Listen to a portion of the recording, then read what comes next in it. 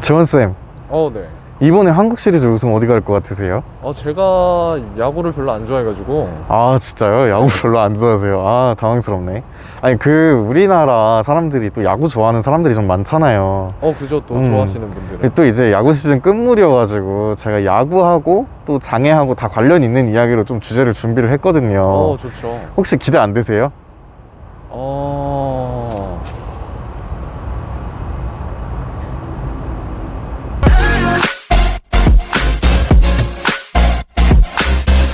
네, 여러분 안녕하세요. 맑은TV 소식 전하는 박인범입니다.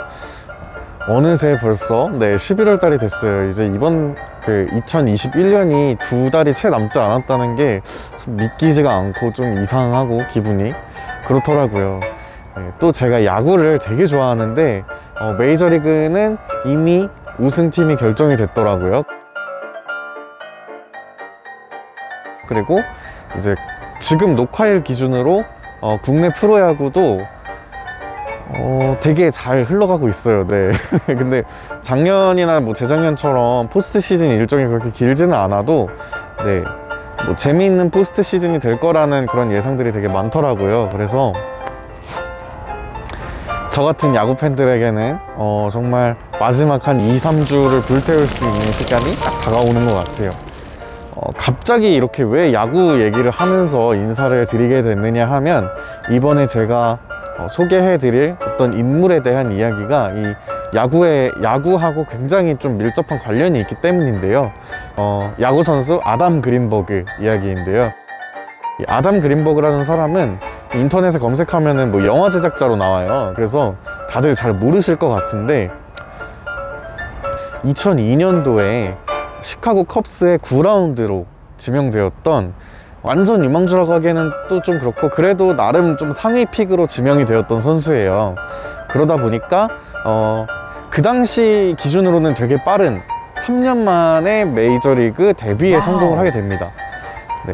그러니까 메이저리그라고 하면 미국에서는 굉장히 꿈의 무대이고, 또 연봉도 그냥 메이저리그에 데뷔하는 것만으로도 뭐 지금 우리나라 돈으로 거의 6억 가까운 연봉을 받을 수 있을 정도의 되게 성공한 직업이기도 해요. 그리고 뭐 야구 선수의 정점, 꿈 뭐 이런 거 아니겠어요? 뭐 메이저리그 하면 야구 선수의 정점인데, 이 아담 그린버그라는 사람도 마이너리그 혹독한 시절을 거쳐서 3년 만에 데뷔를 하게 된 거고요.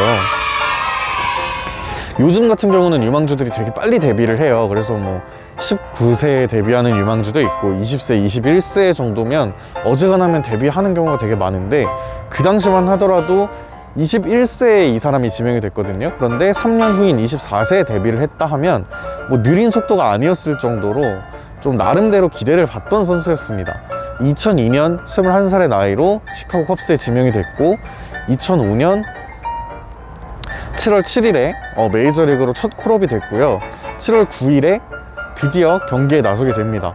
당시 9회 초였고요. 딱 이제 타석에 들어서 가지고 준비를 하고 있었는데, 상대편 투수가 산토스라는 투수였어요. 이 선수가 초구를 던졌는데 약 92마일 정도 속도였고, 한국 우리식으로 하면 148km 정도 됐다 그래요. 근데 그 공이 포수 밑에 쪽으로 안 가고 아담 그린버그의 뒤통수에 정확하게 맞아버립니다.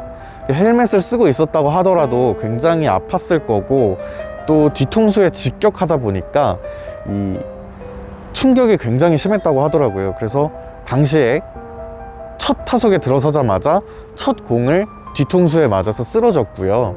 그 이후에 긴 시간 동안 시각장애로 고생을 했고, 뇌진탕이 생겨가지고 뭐 신발끈도 못 묶을 정도로 되게 좀 힘들었다고 하더라고요. 그러다 보니까 적어도 2년 이상은 야구를 할 수가 없었다고 해요. 이분 같은 경우는 좀 본인의 꿈을 이루자마자 기뻐할 틈도 없이 쓰러져서 뭐 장애까지 생겨버릴 정도로 굉장히 좀 힘든 시간을 보내셨는데, 결국에는 야구에 대한 열정을 내려놓지를 못했다고 해요. 그래서 여러 팀들을 거칩니다. 뭐 LA 다저스도 거치고 뭐 굉장히 여러 팀을 거치면서 마이너리그 생활을 쭉 이어갔는데, 결과적으로 메이저리그에 다시 오르는 건 실패를 했고, 2008년을 마지막으로는 결국 마이너리그에도 자리가 없다 보니까 독립리그에서 이제 경기를 계속 치렀다고 하더라고요. 독립리그에서도 약 3년 정도 도전을 했었는데 이분이 이제 아담 그린버그 선수가 도전을 하는 동안 생계가 굉장히 어려웠다고 해요. 우리나라 보통 이제 취직하시는 분들 최저임금 받아도 최소 한 2천만 원 정도 받잖아요. 근데 독립리그 같은 경우는 그 당시 금액이긴 하지만 1년에 1,800만 원 정도? 네, 그 정도를 받으면서 생활을 했다고 할 정도로 좀 열악한 환경이었고, 이제 스포츠 선수 같은 경우는 또 장비도 많이 사야 되고 좀 몸 관리도 해야 되고 또 트레이닝도 받아야 되고 하는 그 투자 비용이 되게 많이 들잖아요. 그 비용을 제하고 나면은 굉장히 빠듯하게 살 수밖에 없었겠죠.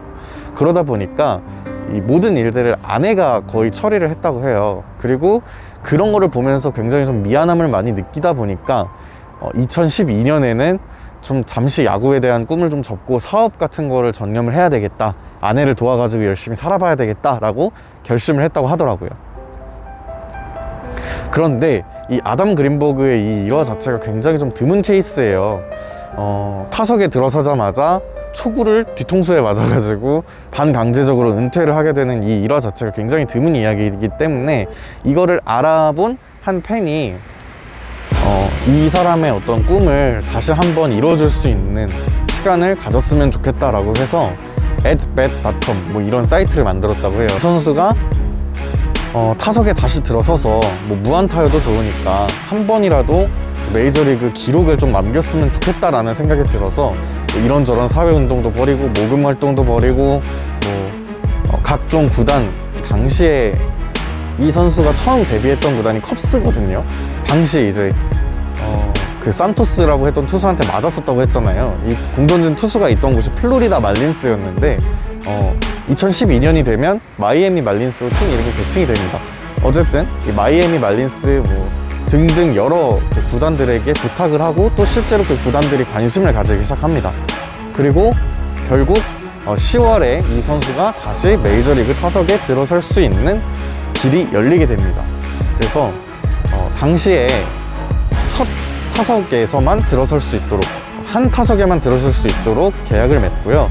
그리고 그 계약금을 전액 기부하기로 결심을 하고, 금액 자체도 뭐 한 몇천 달러 정도 되는 그 정도 금액을 받고 기부하기로 하고 타석에 들어서게 됩니다. 당시에 플로리다 말린스, 그러니까 현 마이애미 말린스의 어떤 계약 제의를 받아가지고 메이저리그 타석에 서게 됐었고요. 상대방 투수가 또 대투수였습니다. 당시 성적이 뭐 20승을 넘었고 선발 투수였어요.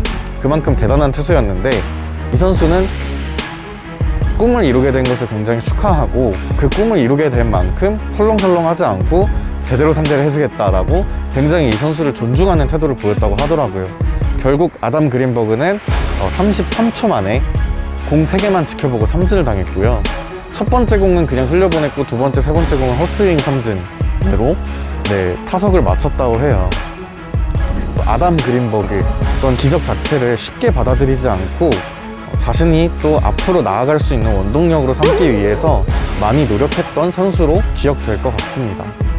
장애가 있음에도 불구하고 사실 장애인이 하기 어려울 거라고 여겨졌던 야구 선수의 꿈을 끝까지 포기하지 않았고 그 노력이 한 타석이긴 하지만 공식 기록으로 인정될 만큼의 어떤 가치를 해냈다는 그 사실 하나만으로도 아담 그린버그의 행적이 되게 존중받을 만하다는 생각이 많이 들었습니다.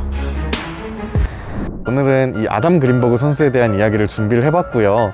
또 앞으로도 뭐 장애인에 대한 이야기 혹은 장애를 소재로 하고 있는 여러 가지 실화들에 관해서 이야기할 수 있는 계기들이 많을 거라는 생각이 들더라고요. 또 날은 추워지는 연말이지만 좀 따뜻한 이야기 들으면서 여러분들도 힐링하셨으면 좋겠다 싶어가지고 준비를 했고요. 다음에도 여러분들이 관심 있어 하실 만한 이야기들 잘 선정해가지고 또 잘 들려드릴 수 있도록 열심히 준비해서 머지않아 인사드릴 수 있도록 하겠습니다. 오늘 제가 드릴 말씀은 여기까지이고요. 또 금방 찾아오겠습니다. 좋아요, 구독, 댓글 많이 부탁드리고요. 그럼 저는 여기서 이만 인사드리겠습니다. 여러분 안녕히 계세요.